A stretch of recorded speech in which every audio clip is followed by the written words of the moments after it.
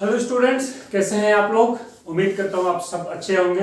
मैं आपका विक्रांत सर आज आपके लिए जो टॉपिक लेके आया हूं वो है बाइनोमियल थ्योरम। तो बाइनोमियल थ्योरम की जरूरत क्यों है, जरा इस पे फोकस करते हैं। ठीक है, फिर हम थ्योरी और प्लस क्वेश्चन का पैटर्न रखेंगे, रिवीजन भी कर लेंगे थ्योरी का और साथ के साथ क्वेश्चन भी बना लेंगे। तो मैंने यहाँ पे जो 3 एक्सप्रेशन लिखे हैं जरा इस पे ध्यान देते हैं। फर्स्ट एक्सप्रेशन, सेकंड एक्सप्रेशन, ये हम 8 और 9th में पढ़ लेते हैं। ठीक है, ये सबको पता है, ये भी कई बच्चों को पता होता है। ठीक है, अब अगर मैं आपसे पूछूं कि a प्लस बी का पावर 20 क्या होगा, या मैं पूछ लूं a प्लस बी का पावर 100 क्या होगा। ठीक है, तो बाइनोमियल नाम से क्लियर है, बाई का मतलब होता है टू और नोमियल का मतलब होता है टर्म। जहां पे दो टर्म की डिस्कशन हो, बात हो, वो चैप्टर हमारा बाइनोमियल थ्योरम होता है। तो इस हायर पावर को डील करने के लिए हमको इस चैप्टर को पढ़ना होता है। जरा पैटर्न देखो, सबका जो फर्स्ट टर्म है उसमें जो है वो पहला जो यहां पर जो ये दो टर्म की हम बात कर रहे हैं ए और बी, उसमें से फर्स्ट टर्म का जो एक्सपोनेंट है वो वही है जो इस दोनों का एक्सपोनेंट है, और फिर ये घटता जा रहा है और बी बढ़ता जा रहा है। तो यहां पर बी का पावर 0 है, यहां बी का पावर क्या हो गया 1, यहां 2, यहां 3 और यहां बी का पावर 4, और ए का पावर 4 घटता जाएगा, 4 फिर 3 फिर 2 फिर 1 फिर 0। सिमिलरली सब में तो एक पैटर्न है यहाँ पर, बस ये है कि कहीं पे कोफिशिएंट 3 है, कहीं पे कोफिशिएंट 2 है, कहीं पे कोफिशिएंट 4 है, कहीं 6 है। तो इस कोफिशिएंट का क्या करें, तो यही हमको जो है वो बाइनोमियल थ्योरम में पढ़ना है। तो यहाँ पे हम एक्सपेंशन देखेंगे कि अगर a का प्लस बी का पावर 20 हो तो क्या होगा, 100 हो तो क्या होगा। इसके लिए हमको बाइनोमियल थ्योरम का एक्सपेंशन पढ़ाया गया है। देखते हैं हम एक्सपेंशन क्या है। ठीक है, बाइनोमियल थ्योरम का वो एक्सपेंशन क्या है, और उसी एक्सपेंशन पे बेस्ड सारा कहानी होगा। क्योंकि आप परम्यूटेशन कॉम्बिनेशन पढ़ चुके हैं, अगर नहीं पढ़े हैं तो परम्यूटेशन कॉम्बिनेशन का जो वीडियो इस चैनल पे अपलोड हुआ है उसको पहले देखें, फिर आप आए बाइनोमियल में, ज्यादा अच्छे से समझ में आएगा। तो यहां से हमको बताया गया a प्लस बी का पावर n का एक्सपेंशन। ठीक है, और ये हमारा क्या होता है nc0, और तुमको पता है कि जो फर्स्ट टर्म होता है वो a का पावर n होगा और दूसरा टर्म जो है b का पावर 0 होगा। ये पूरा का पूरा, ये इसको तुम सिर्फ a का पावर n भी लिख सकते हो, क्योंकि तुमको पता है कि nc0 और b का पावर 0 दोनों 1 होता है। ठीक है, दोनों क्या होता है 1 होता है। तो इसको मैं सिर्फ a का पावर n भी लिख सकता था, ऐसे भी मैं लिख सकता था, बट यहां पे मैं क्यों nc0 लिख रहा हूं, ताकि तुमको पैटर्न समझ में आए। अगला जो होगा उसमें a का पावर 1 कम हो जाएगा, तो ऑब्वियस सी बात है किसका पावर बढ़ेगा, 1 का पावर बढ़ेगा, सॉरी b का पावर बढ़ेगा, और जो यहाँ nc0 था वो क्या हो जाएगा nc1। इसके बाद का जो टर्म होगा nc2 a का पावर n-2 b², और ये ऐसे ही बढ़ता जाएगा। खत्म कहां पे होगा, जब b का पावर क्या बन जाएगा n बन जाएगा, और जब b का पावर n बनेगा तो a का पावर को क्या होना पड़ेगा 0, और ये हमारा nc n हो जाएगा। ये हमारा एक्सपेंशन हो गया, ये हमारा क्या हो गया एक्सपेंशन हो गया a प्लस बी के पावर n का। आखिरी वाला जो टर्म है इसका भी वैल्यू 1 होता है और इसका भी वैल्यू 1 होता है, तो तुम जो है nc0 equal to nc1 equal to a का पावर 0 इक्वल टू b का पावर 0, ये सब 1 होता है। तो तुम इस पूरे टर्म को सिर्फ a का पावर n लिख सकते थे, और इस पूरे टर्म को सिर्फ b का पावर n भी लिख सकते हो। ठीक है, ये हो गया। अब अगर यहां पर प्लस की जगह माइनस आ जाए तो क्या होगा, तो जहां जहां b है वहां वहां मैं माइनस b पुट कर दूंगा। यहां पर प्लस b की जगह माइनस b आया है, तो पहला टर्म जो है उसको मैं लिख लेता हूं अब a का पावर n। सेकेंड टर्म, क्योंकि यहां तो b का पावर 0 है, b की जगह माइनस b पुट करोगे कोई फर्क नहीं पड़ना, ये माइनस हो जाएगा कि नहीं, तो माइनस nc1 a का पावर n-1 और b का पावर 1। जो इसके बाद वाला है हमारा, यहाँ b² है, तो जब b की जगह माइनस b पुट करोगे कोई फर्क नहीं पड़ेगा, ये प्लस है, प्लस ही रह जाएगा एंड सो ऑन। यानी कि ऑल्टरनेट साइन चेंज होगा, पहला वाला प्लस फिर माइनस फिर प्लस, अगला वाला फिर यहाँ पर क्या आ जाएगा माइनस आ जाएगा। अब लास्ट वाले में क्या होगा, प्लस होगा कि माइनस होगा, तो पता नहीं लास्ट वाला टर्म कौन सा होगा, वो डिपेंड करेगा ठीक है, कि वहां पर b का पावर आखिरी में ऑड आ रहा है कि इवन, यानी कि यहां पर ऑड है कि इवन है। फर्स्ट पॉजिटिव था, सेकंड क्या था, नेगेटिव। सेकंड क्या था, नेगेटिव। तो यहां पर तुम क्या करो, -1 का पावर, देखो जरा यहां पर b का पावर क्या है, 1 है तो ये नेगेटिव है, यहां पर b का पावर 2 है तो यहां पॉजिटिव है, तो इसका पावर n ले लो, और NCn, a का पावर 0 और b का पावर n। तुम चाहो तो तुम इसको मिटा भी सकते हो और सिर्फ यहाँ लिख सकते हो b का पावर है। ठीक है, तो अब यहाँ पर डिपेंड करेगा, जो इसका एक्सपोनेंट अगर इवन हुआ तो ये नेगेटिव, सॉरी पॉजिटिव आएगा, और अगर इसका एक्सपोनेंट ऑड हुआ तो ये नेगेटिव आएगा। ठीक है, ये हमारे दो एक्सपेंशन हो गए। अब इसमें क्या क्या नोटिस करने वाली बात है, हर टर्म में sum of exponent of a and b ये हमेशा n रहेगा। एक तो ये बात नोटिस करने वाली है, जरा देखो यहां पर a और b का एक्सपोनेंट का सम n है, यहां भी a और b के एक्सपोनेंट का सम n है, यहां भी n है और यहां भी n है। सिमिलरली यहां भी हर टर्म में a और b के एक्सपोनेंट का सम क्या होना चाहिए, n होना चाहिए। अगर मैं पूछूं दूसरा बात क्या है नोटिस करने वाला, वो है टोटल टर्म। इसमें टोटल टर्म कितना होगा, इसमें टोटल टर्म कितना होगा, तो इसमें टोटल टर्म होगा वो देखो क्या होगा, n से 0 से स्टार्ट हो रहा है और n पर खत्म हो रहा है, यानी कि 0 से स्टार्ट हो रहा है 1 2 3 एंड सो ऑन, खत्म कहां पर हो रहा है, n पर हो रहा है। तो यहाँ पर टोटल टर्म n+1 होगा कि नहीं होगा, तो टोटल टर्म यहाँ क्या हो जाएगा, n+1, यानी कि अगर पावर 20 है तो 21 टर्म होगा, पावर अगर 30 है तो 31 टर्म। a+b का होल स्क्वायर, जरा याद करो, a+b का होल स्क्वायर, इसमें कितने टर्म होते हैं, 3 टर्म होते हैं, और a+b का पावर 1 अगर करो तो इसमें सिर्फ कितने टर्म होते हैं, 2 टर्म, और a+b का पावर अगर 3 करो तो इसमें कितने टर्म होते हैं, 4 टर्म्स। तो यानी कि जो भी एक्सपोनेंट होगा उससे एक ज्यादा क्या होता है, टोटल टर्म। तो ये तुम्हारे लिए एक्सपेंशन है। इस तरह से तुम किसी भी कभी भी अगर 2 टर्म का सम और उसका एक्सपोनेंट कुछ भी दिया हो तो तुम उसको ब्रेक कर सकते हो। ये बहुत इंपॉर्टेंट एक्सपेंशन है, इसी पर ये पूरा चैप्टर डिपेंड करेगा, इनफैक्ट सिर्फ इस पर, क्योंकि ये जो है वो तो यहीं से आया है। तो तुम इन दोनों एक्सपेंशन को नोट करो और देखते हैं कि कैसे सारा का सारा चैप्टर इसी 2 एक्सपेंशन पर डिपेंड करता है।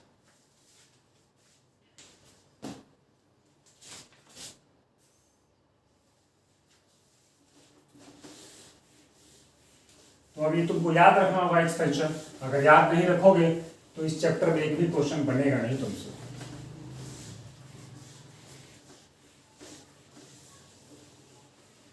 ठीक है, तो एक छोटा सा एग्जांपल जो एनसीईआरटी में आ सकता है, स्कूल एग्जाम्स वगैरह में पूछ लेते हैं। सपोज करो अगर 3x प्लस 5 का पावर 6 है और बोल रहा है इसको एक्सपेंड करो, इसको क्या करो, एक्सपेंड करो। सबसे पहली चीज कि इसमें टोटल टर्म कितने होंगे, इसमें टोटल टर्म 7 होंगे, इसमें टोटल टर्म कितने होंगे, 7 होंगे। 6 प्लस 1, जो भी एक्सपोनेंट होगा उससे ज्यादा टर्म होगा। अब अगर इसको एक्सपेंड करने के लिए बोले तो क्या करोगे, तो तुम पहला टर्म सिर्फ लिख सकते हो 3x का पावर 6, a की जगह पे क्या 3x है तो सीधा 3x का पावर 6, इसके साथ 6c 0 आएगा, 6c 0 तुम लिखो या ना लिखो कोई फर्क नहीं पड़ता, क्योंकि 6 से 0 का वैल्यू 1 होता है। साथ में आएगा क्या 5 का पावर 0, ये भी तुम लिखो या ना लिखो कोई फर्क नहीं पड़ता है, क्योंकि 5 का पावर 0 भी क्या होता है, 1 होता है। सेकेंड टर्म में 6c1, ठीक है, और अब इसके पावर को कम कर दो, ये 5 हो जाएगा, तो अगला जो है वो इस 5 का पावर 1 हो जाएगा। जो यहां पे आता है वही b का एक्सपोनेंट होता है, तो इसके बाद वाला टर्म क्या होगा 6c2, 3x का पावर 4 और 5 का क्या स्क्वायर, और ऐसे ही हम जो है वो बढ़ाते जाएंगे, और आखिरी वाला जो टर्म होगा वो क्या होगा 6c6, 3x का पावर क्या 0 और इंटू 5 का पावर क्या 6। तुम चाहो तो इन दोनों को मिटा भी सकते हो, ठीक है, आंसर आखिरी वाला सिर्फ क्या आ जाएगा +5⁶। तो लास्ट टर्म होगा उसमें x होगा ही नहीं क्योंकि 3x का पावर क्या है 0 है। अगर यहाँ प्लस की जगह माइनस हो जाए तो तुम क्या करोगे, फर्स्ट वाला तो तुम्हारा प्लस रहेगा, यहाँ माइनस आ जाएगा, ये प्लस ही रहेगा और ऐसे ऑल्टरनेट साइन चेंज होता जाएगा। यहाँ पर 5 का पावर क्या है 6 है, तो आखिरी वाला टर्म जो है वो इवन है, यानी कि ये वाला एक्सपोनेंट इवन है तो आखिरी वाला भी प्लस ही रहेगा। ठीक है, तो इस तरह से तुम इसको एक्सपेंड कर सकते हो। ओके, अब एक बहुत इंपॉर्टेंट एक्सपेंशन 1 + x का पावर n क्या होगा, 1 + x का पावर n क्या होगा। यानी कि प्रीवियस एक्सपेंशन में मैंने a बराबर 1 पुट कर दिया और b बराबर क्या पुट कर दिया x। ठीक है, तो जरा देखो इसको तुम क्या लिखोगे, NC0 1 का पावर n और x का पावर 0। ठीक है, a का पावर n और b का पावर 0। और सिमिलरली इसको आगे बढ़ाते जाओ।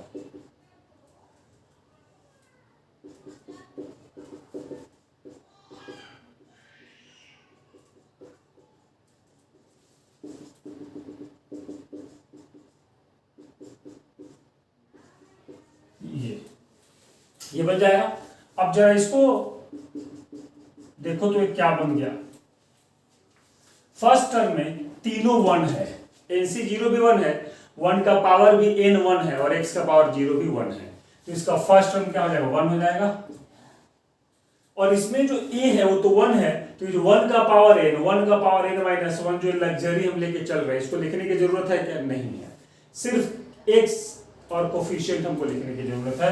तो प्लस क्या हो जाएगा ये NC1x प्लस NC2x², यानी कि यहाँ पर NC1x और NC2 आया तो x², अगला NC3 तो x का power 3 dot dot dot, last वाला क्या हो जाएगा NCn x का पावर n।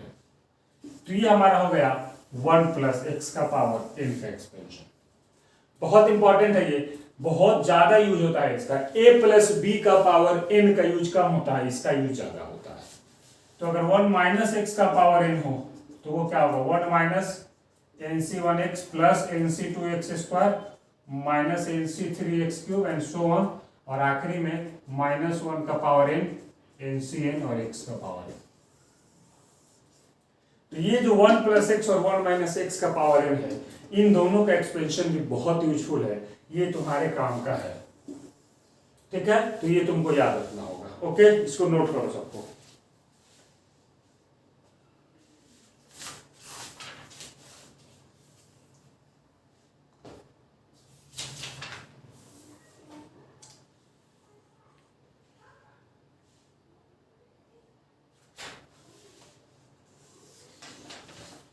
चलो, तो एक क्वेश्चन बनाते हैं, जयमेन का एक क्वेश्चन है।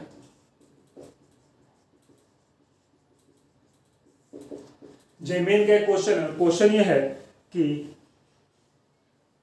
8 का power n -7n is divided by 49। Question है कि if 8 raised to the power n - 7n is divided by 49 then reminder क्या होगा, यह है सवाल। हिंट के लिए बता दूं, इसमें तुम इसको यूज करोगे। ठीक है, ये क्वेश्चन को सॉल्व करना है। ऐसे ऐसे क्वेश्चन जो है वो हमको प्रिंसिपल ऑफ मैथमेटिकल इंडक्शन में बनाने की आदत है, बट यहां पर ये जो है परम्यूटेशन कॉम्बिनेशन से बहुत आसानी से बन जाता है। ठीक है, तो क्या करेगा जरा सोचो और दिमाग लगाओ। ठीक है, वीडियो को पॉज करो और एक बार बनाने की कोशिश करो, नहीं बनेगा तो वापस वीडियो को प्ले करके सॉल्यूशन देख लेना। ठीक है, तो अब यहां पे हमको दिख रहा है कि एक एक्सप्रेशन है जो n में है, एक एक्सप्रेशन है e जो कि n में है। ये क्या है 8 का पावर n - 7 है। इसी को डिवाइड किससे करना है 49 से। तो यहां तो 7 दिख रहा है, यहां हमको 7 डिजाइन करना है, तो मैं इसको कैसे लिख सकता हूं 1 + 7 इसका पावर n और -7 है। ठीक है, और अब यहां मैं एक्सपेंशन लगा दूंगा ये वाला। ठीक है, तो ये क्या बनेगा 1 plus NC1 into 7 plus NC2 into 7 square plus NC3 7 cube and so on, और आखिरी में क्या आएगा NCN 7 का पावर है। ये तो हमारा सिर्फ किसका वैल्यू हो गया, इसका वैल्यू हो गया, और लास्ट में -7n है तो मैं -7n कर देता हूं। अब ये जो हमारा एक्सप्रेशन है En वो क्या बनेगा जरा देखो, ये 1 तो रहेगा, 1 रहने देते हैं। मुझे एक बात बताओ, NC1 क्या होता है, n होता है कि नहीं, ये परम्यूटेशन कॉम्बिनेशन में तुमने पढ़ा है। तो ये जो NC1 7 है, ये जो है वो 7n के बराबर है कि नहीं, तो आखिरी में जो 7n और 7n है कैंसिल आउट हो जाएगा कि नहीं, तो यहां तो बच गया 1 प्लस, अब ये टर्म गायब हो गया, 1 तो मैंने लिख ही लिया। अब इसके बाद से लेकर के हर टर्म में 7 स्क्वायर 7 3, इसके बाद 7 का 4 आएगा, और करते करते 7 का पावर n हो जाएगा। तो यहां से तुम 7 स्क्वायर कॉमन ले सकते हो कि नहीं, और 7 स्क्वायर कॉमन लोगे तो यहां सिर्फ NC2 बचेगा, प्लस यहां क्या बचेगा NC3 इंटू 7 प्लस अगला क्या हो जाएगा NC4, और NC4 के साथ 7 का पावर 4 रहा होगा, और 7 स्क्वायर तो कॉमन आ गया, तो 7 square plus dot dot dot, आखिरी वाले में क्या बचा होगा NCN और 7 का पावर n-2। समझ में आया क्या?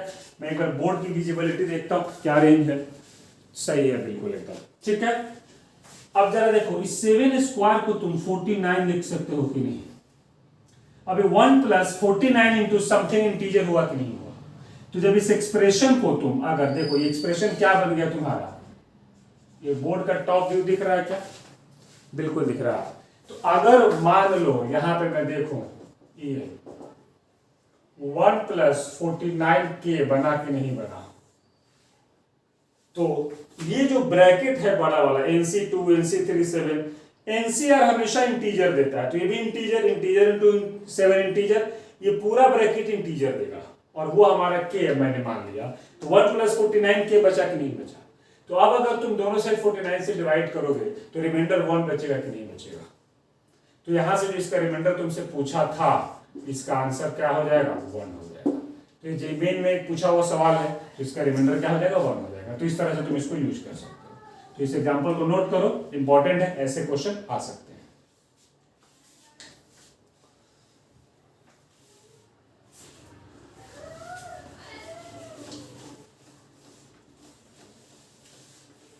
अब आगे बढ़ते हैं और जनरल टर्म की बात करते हैं। ये जनरल टर्म क्या होता है,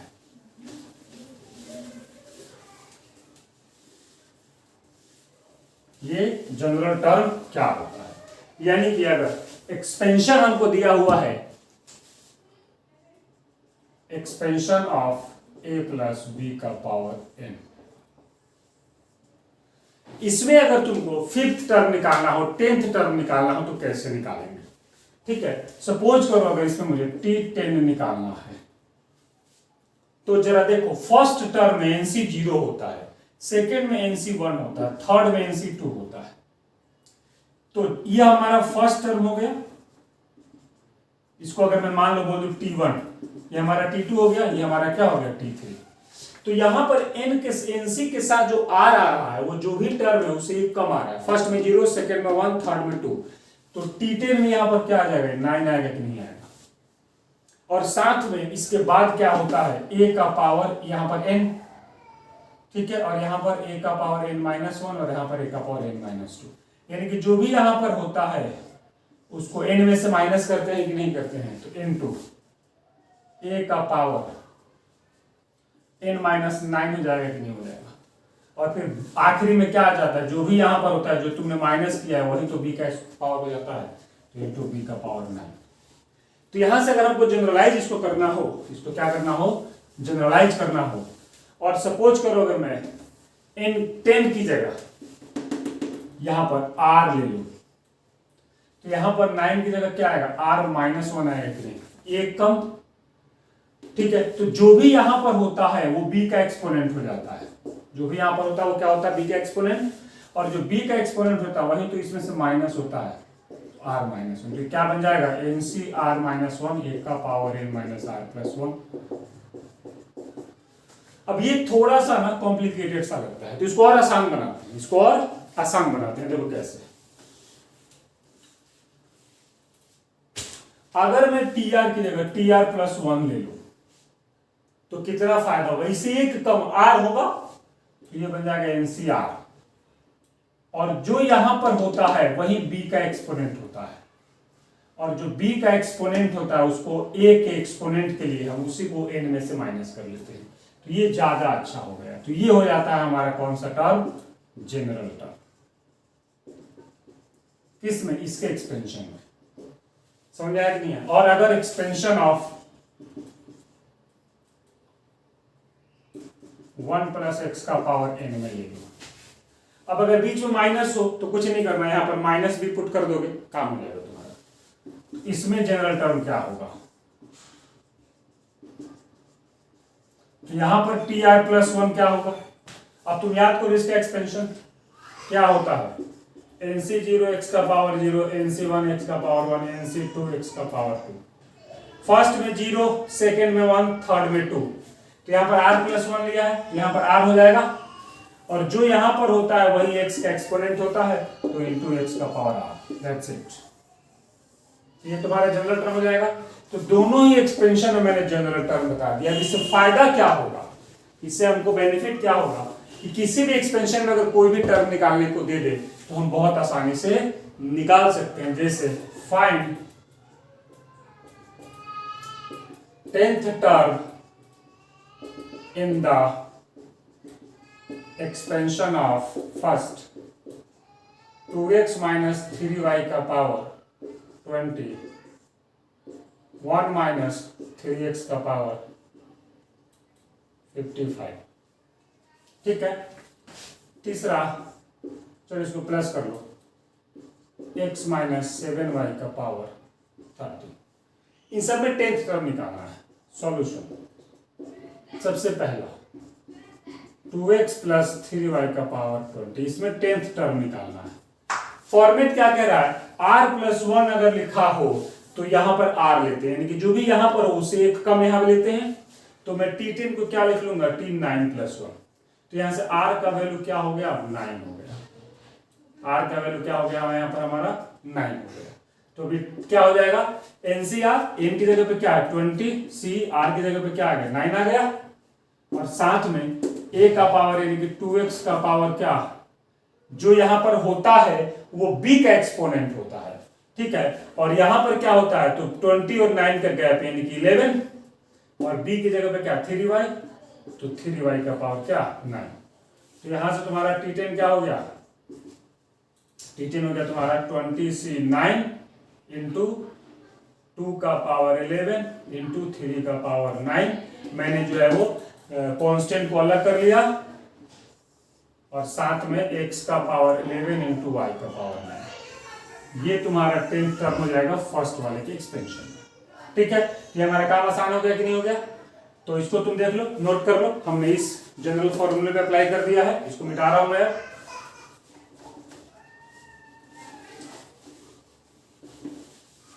अब जरा सेकेंड का सॉल्यूशन देखते हैं। ये क्या है, 1 माइनस 3x का पावर 55। इसमें अगर t10 निकालना है तो इसको मैं लिख लूंगा 9 प्लस 1, तो r अगेन हमारा क्या हो गया 9 हो गया। अब इसमें हम ये वाला अप्लाई करेंगे, क्योंकि 1 प्लस x टाइप से है, यहां पर 1 है। ठीक है, तो n की जगह पर क्या है 55, तो 55c9 इंटू या 9 है, 9 आ जाएगा। और यहां पर जो एक्सपोनेंट होता है वही x का एक्सपोनेंट होता है, और यहां पर x की जगह क्या है माइनस 3x, तो यहां आ जाएगा माइनस 3x का पावर 9। तो ये क्या बन जाएगा, अब क्योंकि ऑड है तो माइनस बाहर आ जाएगा, तो माइनस 55c9 इंटू 3 का पावर 9 इंटू x का पावर 9। ये तुम्हारा इसका 10th टर्म हो जाएगा। समझ में आया क्या। सिमिलरली ये हो गया। सिमिलरली अगर मैं थर्ड की बात करूं तो क्या होगा, जरा वो भी देख लो।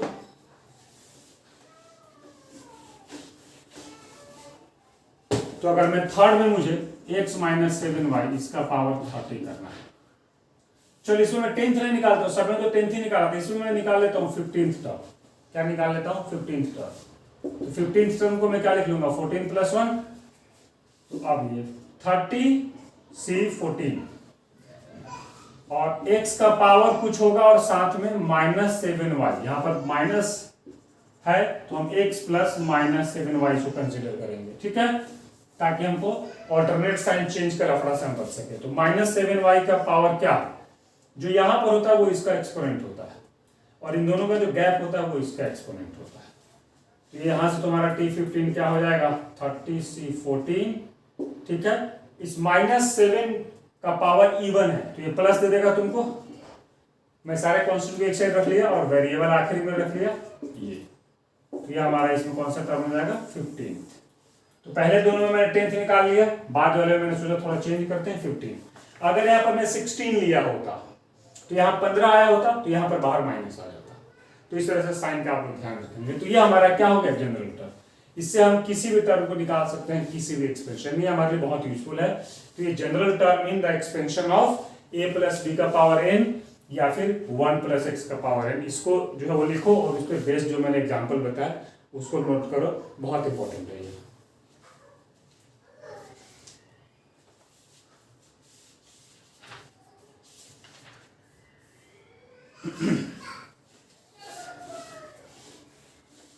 अब देखते हैं जरा मिडिल टर्म कैसे निकालें, देखते हैं जरा मिडिल टर्म कैसे निकालें। तो मिडिल टर्म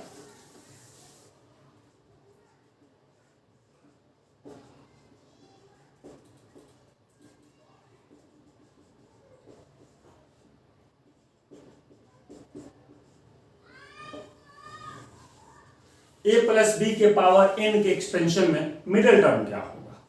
चलो अगर मैं किसी से पूछूं इसमें मिडिल टर्म कौन है, तो देखो जरा, एक इधर फिर एक इधर फिर एक इधर, ये जो हमारा है यही हमारा मिडिल टर्म हुआ कि नहीं हुआ। यहां पर टोटल टर्म कितना था 5 था, ऑड था कि नहीं था, टोटल टर्म ऑड था कि नहीं। तो जब टोटल टर्म ऑड होता है तो मिडिल टर्म तुमको आराम से मिल जाता है। अब अगर मैं क्या करूं 3 7 5 4 10 और मैं एक और 9 बढ़ा दूं, टोटल टर्म में क्या कर दो 6 कर दो इवन। अब एक इधर एक इधर एक इधर एक इधर, अब अगर इन दोनों को भी मैं गैप कर दूं तो बचेगा ही नहीं कोई टर्म। तो यहां पर मिडिल टर्म में दोनों कहलाएंगे, तो यहां पर 2 मिडिल टर्म होगा। तो ये बचपन में स्टैटिस्टिक्स में हम जब मोड वोड निकालते थे मीडियन तो उस टाइम हमको बताया जाता था कि जब टोटल टर्म ऑड हो तो एक मिडिल टर्म होता है और जब टोटल टर्म इवन हो तो 2 मिडिल टर्म होता है। तो वही काम हमको यहां भी करना है, बताना है कि कितने मिडिल टर्म होंगे।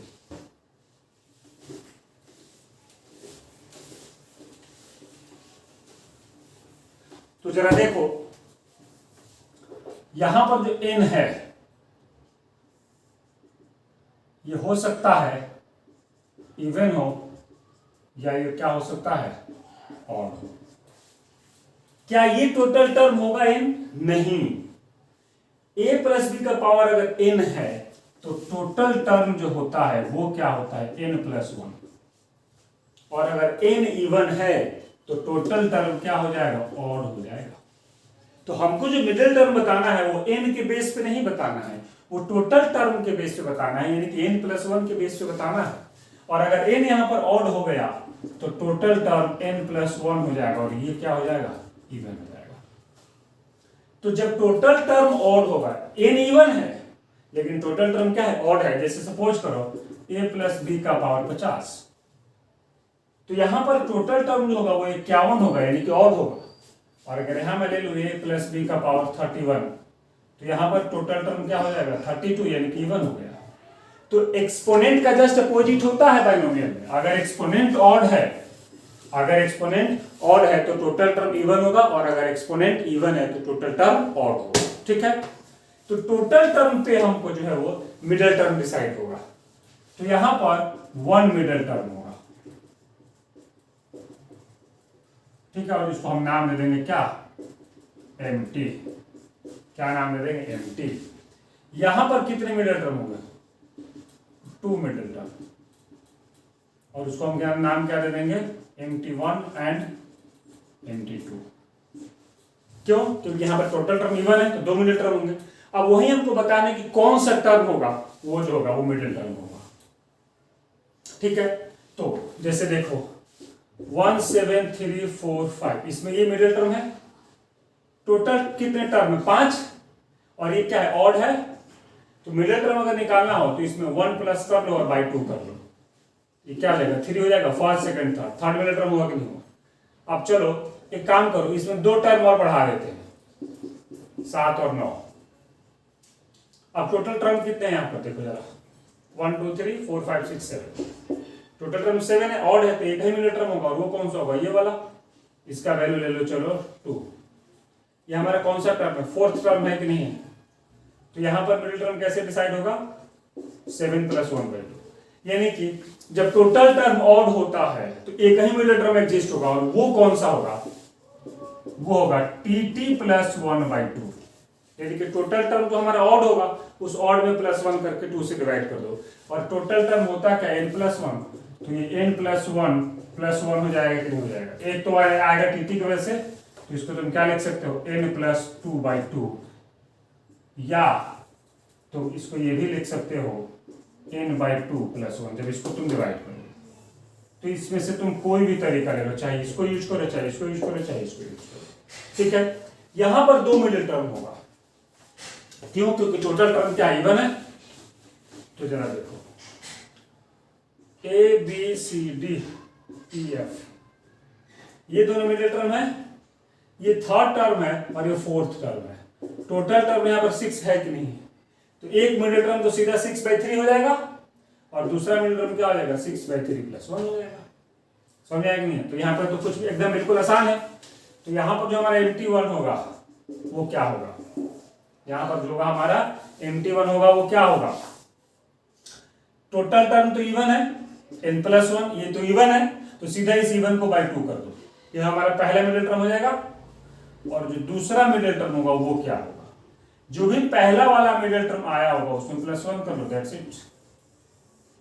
तो इस तरह से तुम टोटल टर्म जो है वो देख सकते हो, और वो एक्सपोनेंट, यानी कि जब एक्सपोनेंट ऑड होता है तो 2 मिडिल टर्म, और जब एक्सपोनेंट इवन होता है तो 1 मिडिल टर्म। तो बच्चे कहते हैं सर ऑड में तो एक ही होता है, तो ये ऑड एक्सपोनेंट है, टोटल टर्म ऑड नहीं है। एक्सपोनेंट ऑड है तो टोटल टर्म इवन हो जा रहा है, तो दिख ऑड रहा है लेकिन हमारे लिए काम का ही इवन है। ठीक है, तो example, which term is middle term in the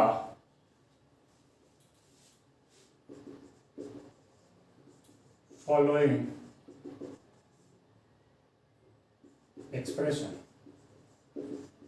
पहला 3x - 2y का पावर 100, सॉरी 104, इसमें कौन सा होगा टर्म मिडिल। अब यहाँ पर n क्या दे दिया है, 104, ये इवन है, लेकिन हमको इससे कोई लेना देना नहीं है, हमको तो टोटल टर्म से लेना देना है। और टोटल टर्म यहाँ पर क्या होगा जरा देखो तो 105, टोटल टर्म हमारा क्या हो गया, n हमारा है 104 जो कि इवन है, इससे हमको कोई मतलब नहीं है, हमको मतलब किससे, टोटल टर्म से। और ये हमारा क्या हो गया, ऑड हो गया। तो जैसे ऑड होगा यहां पर कितने मिडिल टर्म होंगे, ओनली 1 मिडिल टर्म, सिर्फ एक मिडिल टर्म होगा, और वो मिडिल टर्म कौन सा हो जाएगा, ये जो टोटल टर्म आया है उसमें +1 कर दो, तो डायरेक्ट बाई 2 तो कर नहीं सकते, और बाई 2 कर लो, यानी कि 105 + 1 106, और 106/3 का 53, यानी कि T53 विल बी क्या, मिडिल टर्म। तो कौन सा टर्म होगा जो मिडिल टर्म होगा, T53। और अगर तुमसे कोई पूछ ले कि वो मिडिल टर्म बताओ होगा क्या, अब T53 तो होगा, पता चल गया कि 53rd term will be middle term. और अगर तुमको T53 को निकालने के लिए पूछे तो तुमको अब जनरल तरीका पता है, 53 को 52 + 1 लिख लूंगा, टोटल टर्म क्या है यहाँ पर 104, तो 104C यहाँ पर r का वैल्यू अब क्या हो जाएगा 52 हो जाएगा, यहाँ 52 आ जाएगा। और जो हमारा एक्सपेंशन है वो क्या है 3x इंटू 3x का पावर क्या हो जाएगा, जो यहाँ पर आता है जो इसके दोनों का डिफरेंस, तो यहाँ 52 आ जाएगा और साथ में -2y का पावर भी 52 आ जाएगा। तो दोनों एक्सपोनेंट सेम हो जाएंगे जब ये वाला केस होगा। समझ में आया कि नहीं? तो ये हमारा मिडिल टर्म का कॉन्सेप्ट हो गया।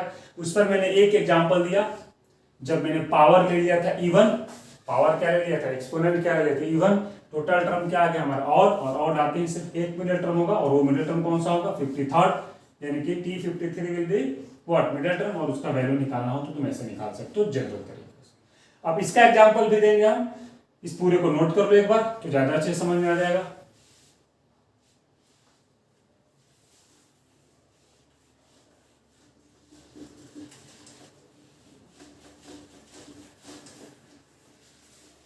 चलो तो एक और एग्जांपल देख ही लेते हैं पहले, फिर इसको मिटाएंगे, इसको रहने देते हैं ताकि दिखता रहे यहां पर।